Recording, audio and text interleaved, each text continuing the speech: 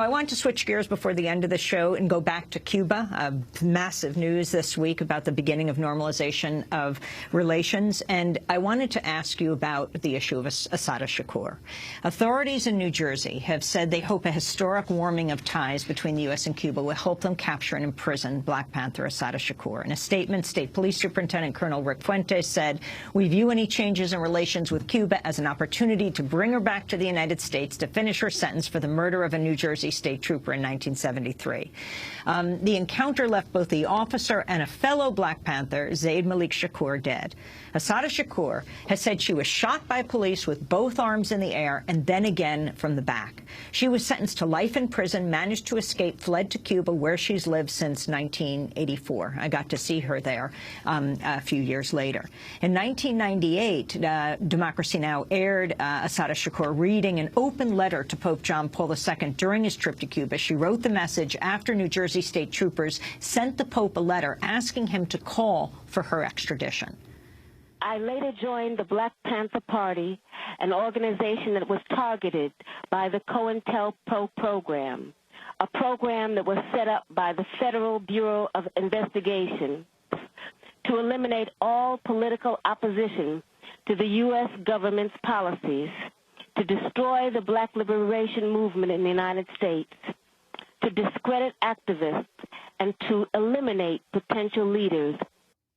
That was Assata Shakur reading an open letter to, at the time, Pope John Paul II. Martin Garbus, what will happen to Assata Shakur? She will not be returned. Fidel Castro, when she came there, said that she would be allowed to stay in Cuba indefinitely. I had a meeting about a month ago with 5 Congress people, including Representative Barbara Lee, and they were also absolutely clear that they would oppose any attempts on the United States to succeed that would get Assata Shakur back. So to me, it's absolutely clear she's not coming back.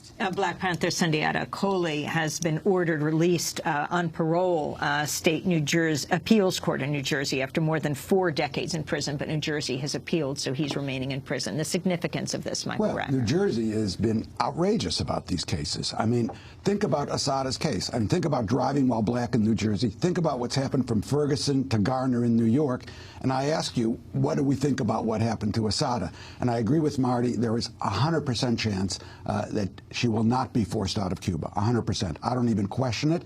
But of course you see New Jersey. They've raised the reward on her to $10 million. The FBI put her on the most wanted list, etc. So they're clearly after her, but I'm completely confident, as Marty is, that the Cubans will not have her extradited to the United States. We will. If Menendez is indicted, that'll be helpful.